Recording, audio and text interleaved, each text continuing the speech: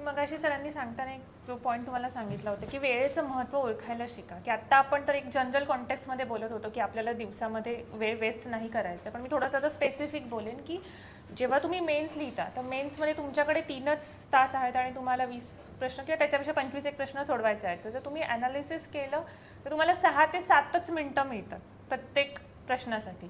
So day 1 पासनं आपल्याला असं नाही आहे की आपल्याला मी खूप जास्त अभ्यास करेन, मी पहिल्यांदा सगळं कंटेंट माझ्याकडे गोळा करेन आणि त्याच्यानंतर मी आन्सर रायटिंग चालू करेल. ही चूक अजिबात करू नका की पहिल्या दिवसापासूनच की मला जो आहे 200 शब्दांचा जो प्रश्न आहे तो मला 7 मिनिटात संपवायचा म्हणजे संपवायचा आहे. ठीक आहे की मला कंटेंट येत नाही, पण जेवढं मला येतं आहे ते मी 7 मिनिटांमध्ये लिहून पूर्ण करेन.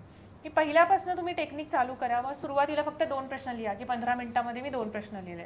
थोडं थोडं वाढवत जायचं. मग त्याच्यानंतर की अर्ध्या तासामध्ये मी लिहिले 4 प्रश्न लिहिले. असं करत करत शेवटी you will reach that state की बाबा 3 तासामध्ये मला हे जे आहेत की 20 प्रश्न सोडवायचे. त्याला अजिबात एक्सक्यूज नाही आहे. वेळेचं महत्त्व मेन्समध्ये खूपच म्हणजे क्रिटिकल ठरतं.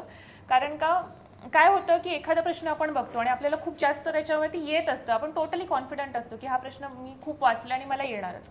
मग त्याच्यामध्ये अगदी डिटेलमध्ये लिहत जातो आपण, जेवढं माहिती आहे आकृत्या काढत बसतो, काय काय हायलाईट करत बसतो. पण तोपर्यंत होतं की 7 मिनिटाचा प्रश्नाला मी 12 मिनिटं घेतले. मग जो दुसरा प्रश्न की जो मी व्यवस्थित म्हणजे अगदी बेस्ट नाही पण ॲटलिस्ट ॲव्हरेज लेवलला मी अटेम्प्ट करू शकत होते, तिथे मग मी मार खाईन. तिथे माझं थोडंसं परफॉर्मन्स कमी होईल. त्याच्यामुळे ही एक बेसलाईन तुम्ही मनामध्ये पक्की ठरवून घ्या की कसाही येऊ दे प्रश्न तुम्हाला 7 मिनिटांमध्ये